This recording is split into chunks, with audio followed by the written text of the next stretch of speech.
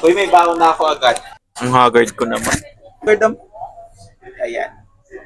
Ang haggard ko today, kasi pang umaga ako, wala rin akong baon.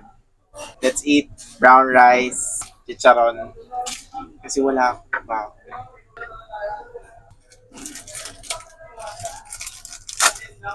So, sarap. Hirap ako, binibigyan nila ako ng pagkain. Thank you, Lord, for the food today. Masarap. Pero masarap din yung chicharon, yung ulam. Intentionally talaga yung pagbaon ko ng This is brown rice pilaf. Rice pa lang, manalo na. Chicharon.